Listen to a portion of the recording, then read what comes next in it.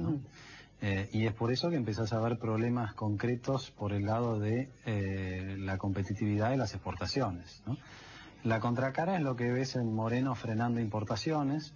El gobierno está desesperado por tratar de que los dólares no se vayan, ¿no? Y esto también, por supuesto, repercute en la economía, porque empezás con una distorsión y con una mentira. Vos decías, si lo niegan, si no lo quieren encarar, es una mentira, dice ella, ¿no?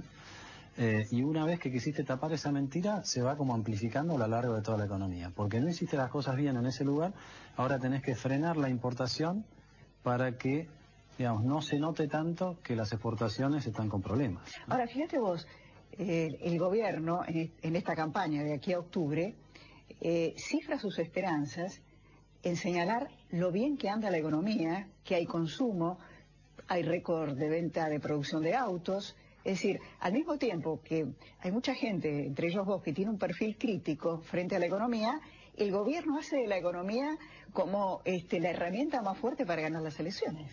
Sí, porque, bueno, en parte porque no lo entienden y en parte porque creen que con este populismo llegan a donde tienen que llegar, ¿no? Hoy la gente consume no porque sea una decisión libre de cada consumidor consumir, sino porque no hay ninguna alternativa de ahorro, ¿no? Esa misma gente, clara, que te para en la calle o que me para a mí en la calle, también se acerca y pregunta qué hago con mis ahorros.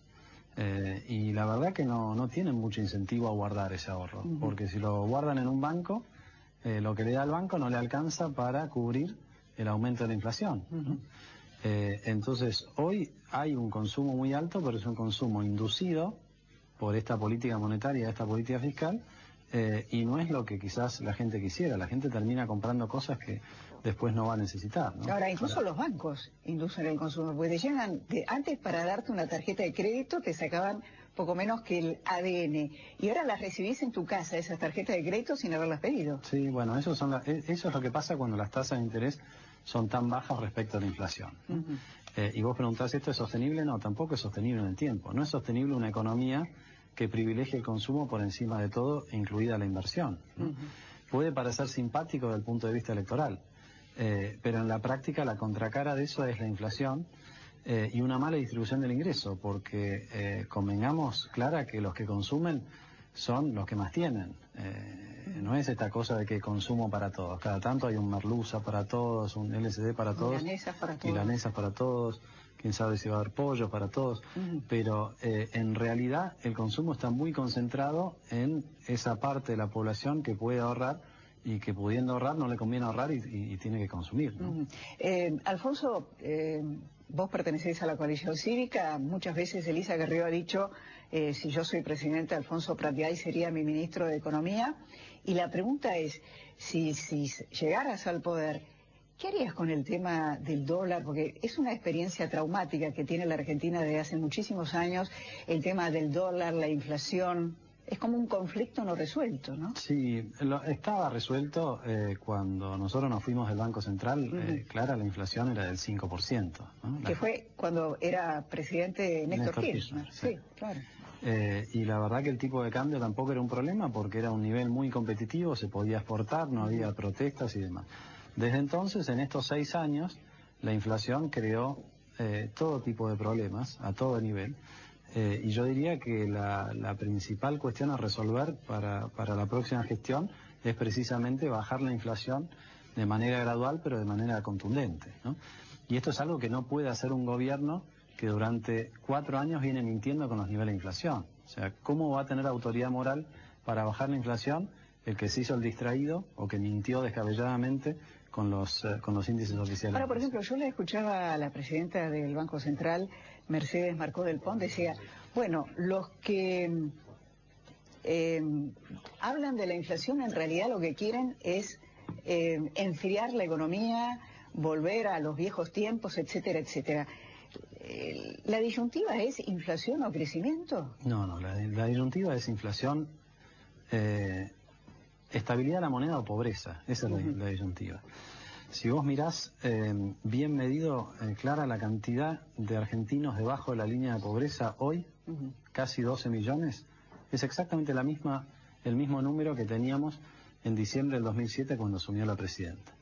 ¿Qué quiere decir esto? A pesar de que la economía creció en estos años, la inflación borró todo ese beneficio del crecimiento para concentrarlo en aquellas personas que pueden esquivar el costo de la inflación. Entonces lo que tiene que entender Marco del Pont, Cristina y todo lo demás es que si el Banco Central emite a un ritmo del 40% anual, que es lo que hace hoy el Banco Central, que no es independiente, entonces sería milagroso que la inflación no sea del 20 o del 30%. Que el Banco Central no sea independiente para ellos es un dato positivo, porque... Bueno, no es lo que ellos decían en la plataforma del Frente para la Victoria en el 2007.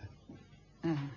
Si te tomas el trabajo de ir a ver la plataforma del Frente para la Victoria del 2007, la plataforma con la cual fue elegida Cristina Kirchner, hay un párrafo en donde dice el Banco Central tiene que ser independiente y la estabilidad de la moneda hay que defenderla, ¿no? Eso es lo que dice la ley y es lo que dice la Carta Orgánica, ¿no? Ahora, vos fijate lo que pasa con la ley. La presidenta del Banco Central está nombrada por decreto, no tiene el acuerdo del Senado. ¿Esto qué quiere decir? Que por definición, aquel que está nombrado por decreto no es independiente, ¿no? Claro. Entonces, Cristina podría el día de mañana también por decreto sacarla a Marco del Pont y poner a cualquier otro, ¿no? También habría que exigirle al bloque de senadores radicales que le dé tratamiento al pliego de Marco del Pont. Porque yo pregunto, llevamos ya casi 9 meses sin que nadie define esta cuestión. No vaya a ser que algunos estén pensando, bueno, esperemos a las elecciones, así ponemos el que nos convenga. Porque están muy entretenidos, porque fíjate vos, me citás la anomalía que es tener un presidente del Banco Central sin la designación del Senado, pero tampoco tenemos presupuesto.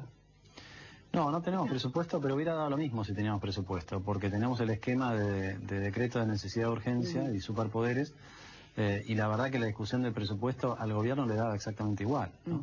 Tan igual le daba que cuando no se aprobó en el Congreso, no llamaron a sesiones extraordinarias para tratarlo, aprobaron el presupuesto por decreto, necesidad de urgencia, y a la semana lo modificaron de la misma manera, por un decreto, ¿no?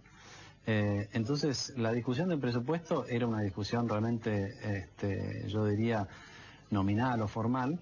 Ellos saben que abusan de los decretos de necesidad de urgencia y entonces lo meten para adelante. Pero lo del Banco Central es muchísimo más grave, Clara, porque vos fíjate, pensemos por un segundo, no va a pasar, pero pensemos que Mercedes Marco del Pont se levanta un día y se da cuenta el desquicio que está haciendo con la política monetaria. Y dice, no, yo quiero corregir esto, no quiero que la inflación sea del 25% y que sea más baja, ¿no? Si Marco del Pont cambiara la política monetaria, seguramente que al día siguiente la presidenta vendría y decía, no, esto a mí no me sirve, te saco y pongo otro, digamos. Y eso no es una idea de un Banco Central independiente. ¿Y para qué queremos un Banco Central independiente? Para que la gente no te pare en la esquina del supermercado y te diga, esto es insostenible, ¿sí? Alfonso, quería plantearte también un tema que es una gran preocupación. Todavía no se siente en la ciudad de Buenos Aires, porque aquí en la capital somos privilegiados en ese aspecto, pero es el tema de la energía, de la falta de combustibles, lo que está pasando en Salta, por ejemplo. El tema energético, además, con subsidios que crecen de una manera extraordinaria. Este es otro gran tema para los próximos 2 años. Este es quien sea que esté en el gobierno, ¿no? Es un temazo, Clara. Vos pensás que este año se van a terminar gastando más de 60.000 millones de pesos en subsidios. 60.000 millones. 60.000 millones de pesos en subsidios fundamentalmente a la energía y al transporte. Para que se entienda bien, la decisión que siempre, de la que siempre hace alarde el gobierno nacional, que es la asignación por hijo, que era una idea de la coalición cívica, como bien sabés, que aprobó Cristina por decreto de necesidad de urgencia cuando lo estábamos tratando en el Congreso. El gobierno gasta menos de 10.000 pesos en la asignación por hijo.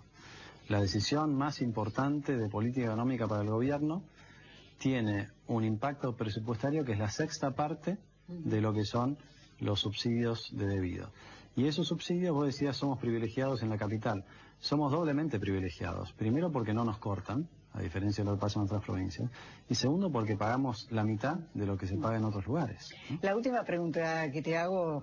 Pero para que se entienda esto, Clara, si vos te fijás en tu boleta de electricidad, vas a ver la comparación. Si vos fueras un usuario que vive en la provincia de Córdoba o en la provincia de Santa Fe, pagás el doble. Es injusto. La última pregunta es muy cortito. ¿Cuál es el tema hoy de la economía relacionado con la política y con lo social que más te preocupa y que crees que va a ser la inflación? Claramente. La inflación, una vez que metés la inflación en el sistema, es muy difícil erradicarla y es imposible erradicarla sin una autoridad creíble, ¿no?